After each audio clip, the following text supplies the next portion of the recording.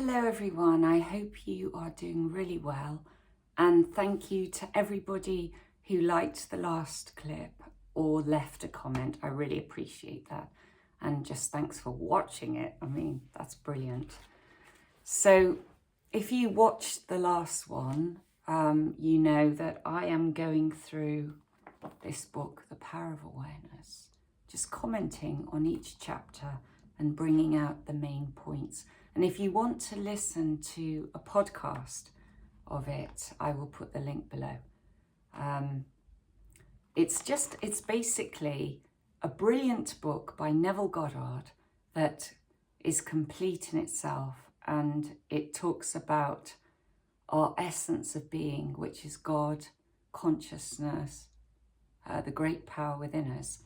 And with our essence, with consciousness, which is our imagination, we can manifest whatever we want in our world. And I believe this to be true, and it works. So if there's any book by Neville Goddard that I totally recommend, it's this one, The Power of Awareness. Get it. You won't regret it.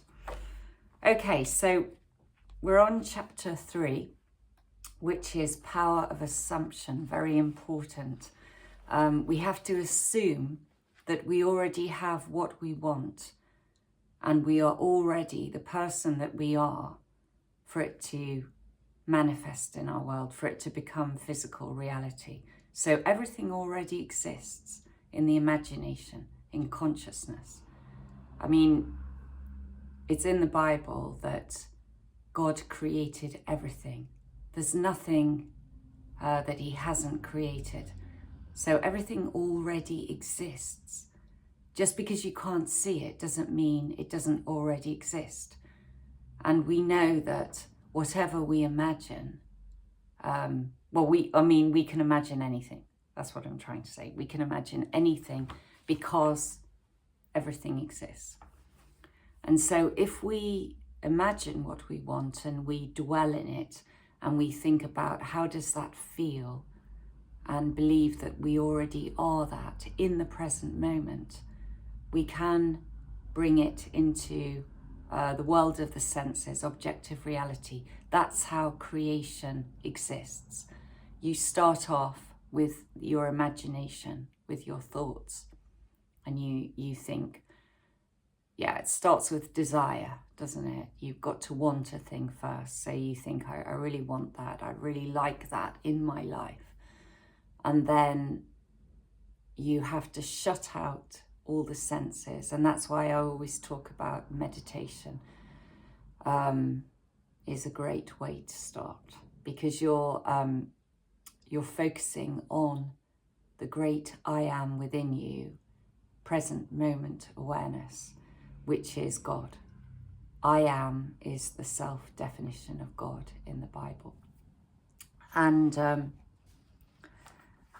in Judaism, in the Torah and in the Bible, obviously, there is a famous line, which is, "Hear, O Israel, the Lord our God, the Lord is one." And that's called the Shema. And it's the whole premise of Judaism, the worship of one God.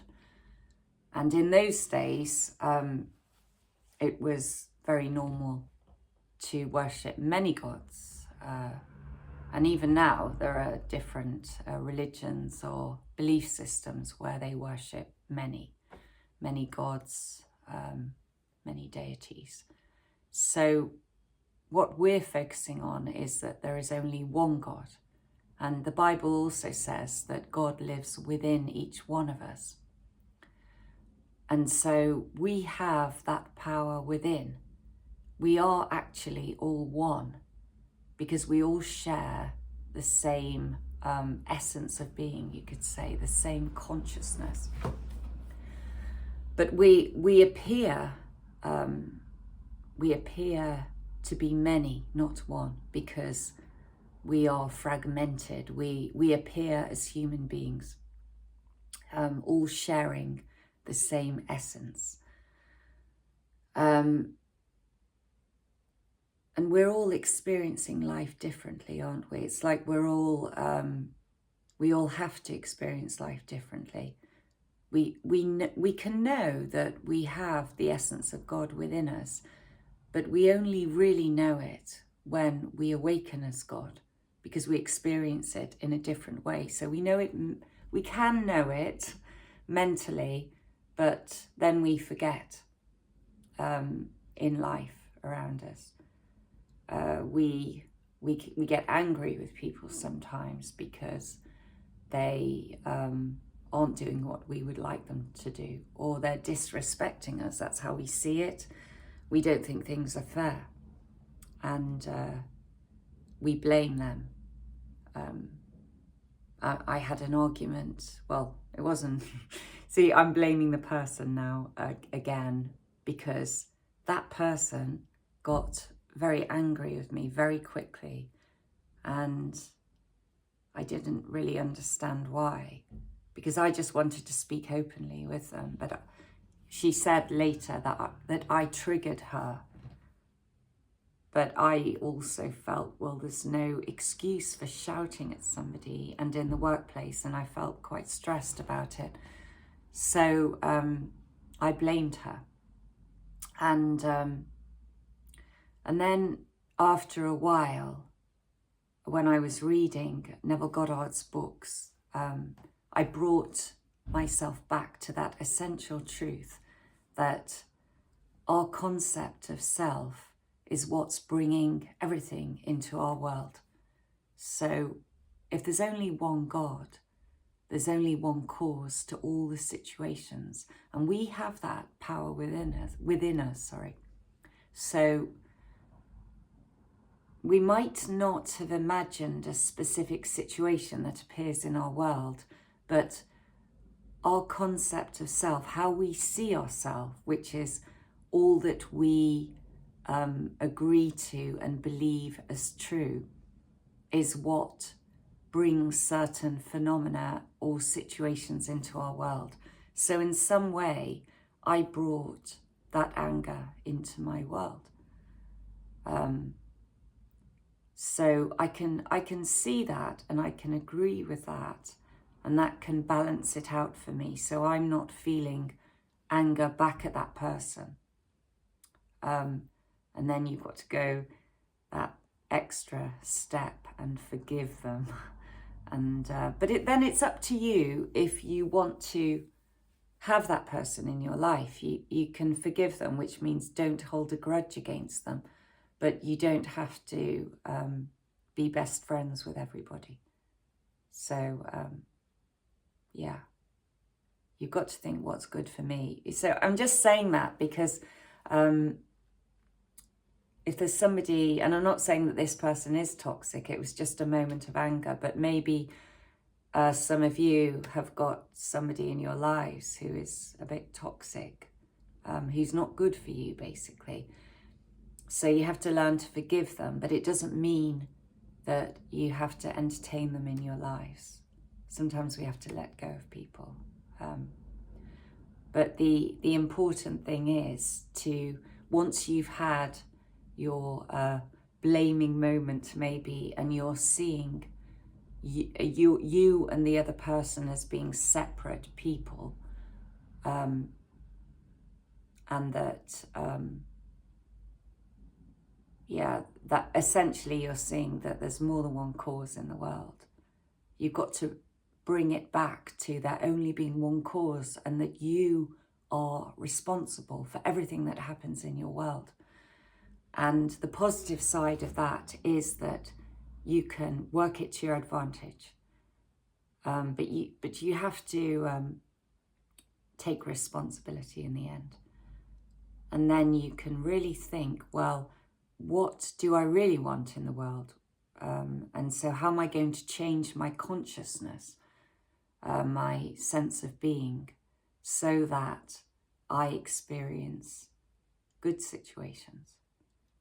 And I don't think it's possible to never have any negativity in your world, or what you perceive to be negativity. Maybe sometimes you are imagining for something that you really want, and then you have something that seems negative.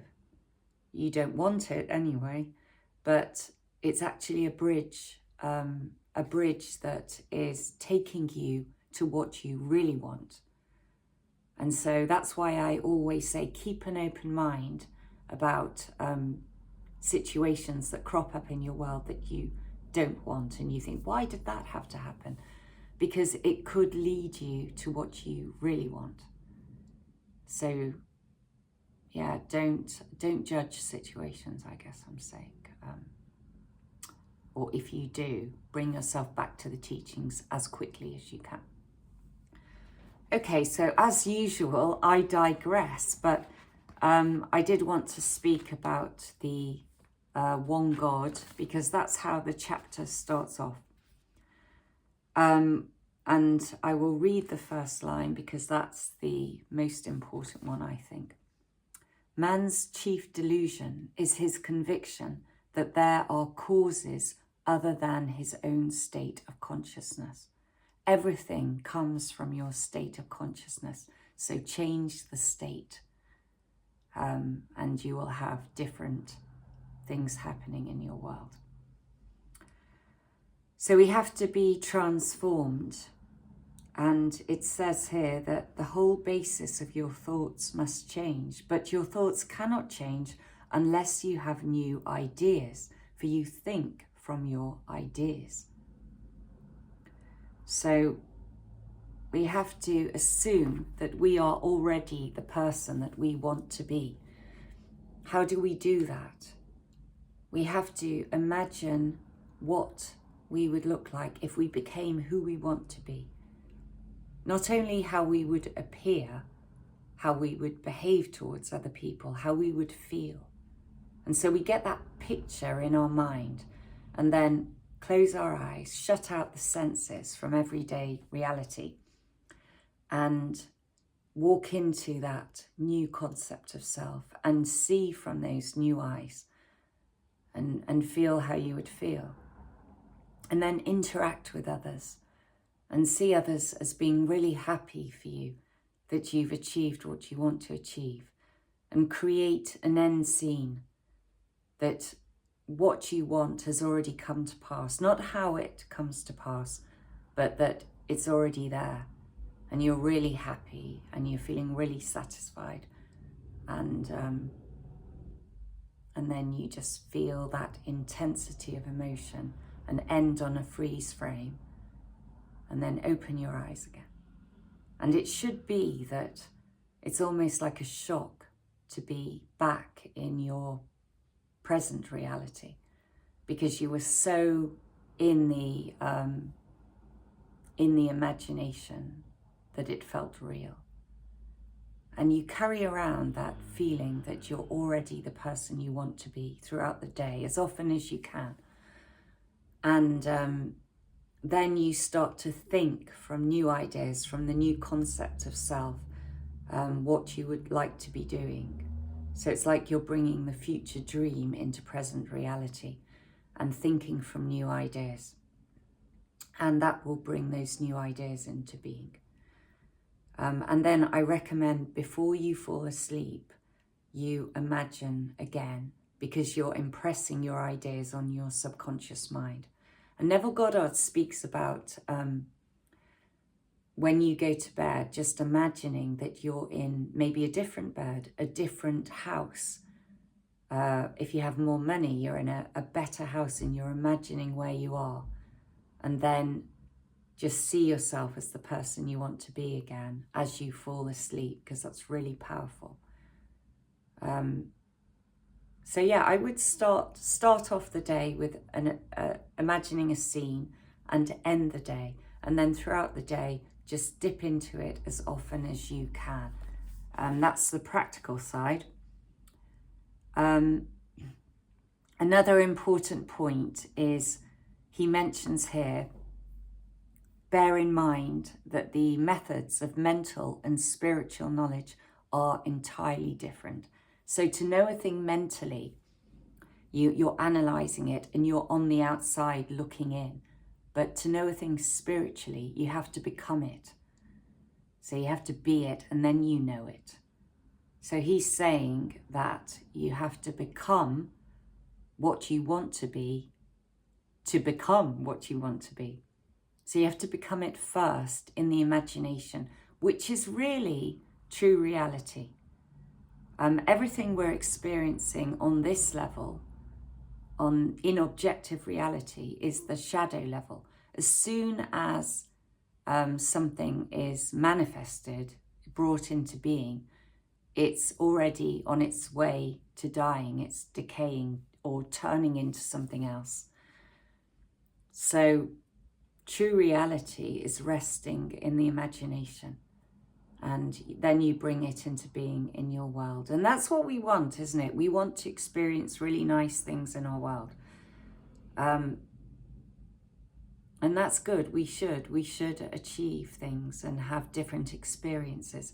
But it's good to realize that true satisfaction is coming from that spiritual knowledge and resting in the spiritual and knowing who we really are, which is God within us. And so as we become more successful and we are bringing the things that we want into being, we should be aiming to know more, to gain more spiritual knowledge, I suppose. And so, because I think sometimes people are more focused on manifestation than really learning about spiritual matters. Not everybody, obviously, but there is a big thing on YouTube about manifestation. I look at some people and they have hundreds of thousands of views, and that's great, but it's all about how to get things, and often it's about how to manifest a person or to manifest lots of money, because that's what most of us want, isn't it? Those are the main things. And so that's all well and good, but really, if you develop true spiritual knowledge, then that's going to take you deeper and bring you more happiness than getting something, I suppose. And nothing wrong with that, but our first aim should be about knowing who we are, I think, for what it's worth. So yes, this chapter is about assuming that you're already what you want to be and you have what you want. And that assumption is what we carry around throughout the day. And we can also say, I remember when I was this, that, or the other, and now I'm this, and I'm so happy, thank you, God. And really believing that we are already what we want to be. And gratitude is a good way of bringing it our way. But that assumption, yeah, it's done. It's so important. It's done. It's a fact. I say that in another video, just reminding yourself, it's done. It's a fact. And have faith that it really is done. And he ends, I'll read the ending of the chapter. Imagination is the only redemptive power in the universe.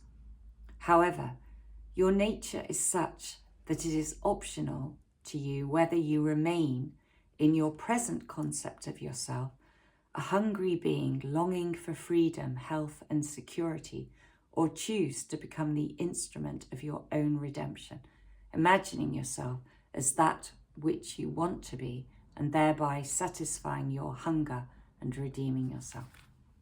So you are the power that can change your world, only you.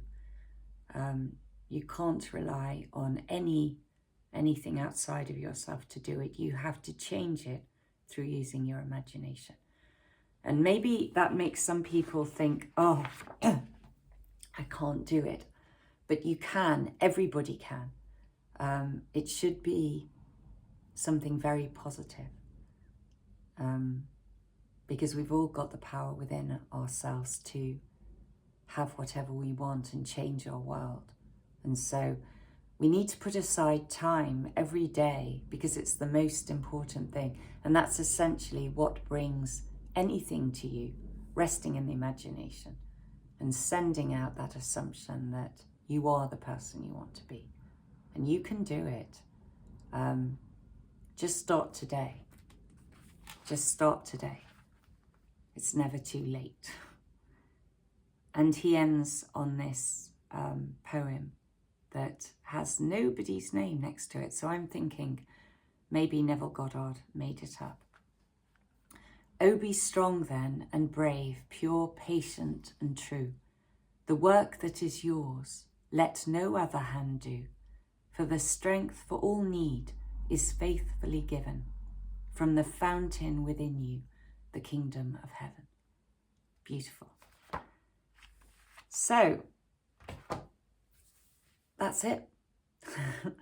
And I hope you have a lot of success this week with imagining what you want to be, getting into a habit of imagining it, and assuming throughout the day. And as I've said before, stick on your bedroom wall a reminder to imagine and assume before you fall asleep, because it's so easy to just fall asleep because we're all tired, aren't we? But it will bring great rewards if you can imagine just before you fall asleep and at the beginning of the day. And I work as a teacher in a school, and I've been thinking recently I would really like to get out of teaching. Not completely, because I do really love the communication with children and I would miss that. But I want to be going into something different anyway. So I have been imagining that, and I thought, though, I need to earn more money, so I was imagining getting another job, and I had an interview for another job, but I thought instead of working 4 days a week, I would like to work 3 days a week at my present job and get a 2-day-a-week job. 3 add 2 is 5, isn't it? So I went for another job, and then I spoke to my present school and said, can I work 3 days? And I teach French and music. So I thought, teach French and have a shorter music lesson because it's less time. But they changed their mind, or they didn't agree anyway. They said, we'd like you to teach reception, which is the very young children, for 3 days. And I was quite shocked at that, but I can see the positive, and I do really like the creativity in that year group. And then when I went for the 2-day-a-week job, originally it was cover teaching. And then they said, we'd like you to teach year 1 for 2 days a week. So now I'm going to be a reception teacher and a year 1 teacher. And it was only quite a bit afterwards, I remember thinking a while ago, speaking aloud actually to somebody, I was just saying, out of all the year groups, if I could be a teacher, I would teach reception or year 1. I really like the younger children. And now I'm teaching both year groups that I said. And I remember thinking in my mind, yeah, I'd really like that. I'd really like that. There was some kind of an agreement there, and then I forgot about it. And now that's what I'm doing. And it was never my plan for this to happen. The head teacher decided on it. And then it just happened that way anyway. You get the picture. So sometimes I think maybe it's just a casual thought that brings something into being. And you just agree to that. You just think, yeah, that would be nice. And then you don't think about it anymore. But I do think to change your concept of self, that requires a bit more work on the imagination. But yeah, things changed for me just because of that. And I think it will carry on and change into something else. So I just thought I'd mention that to you, that even the most relaxed and casual thought can bring changes in your life. Okay, my voice sounds quite croaky, so I'm going to end there. Good luck, and please listen to the podcast, and also please like and subscribe if you like this video. More coming your way. Have a great week, everybody, and thanks for listening. Bye.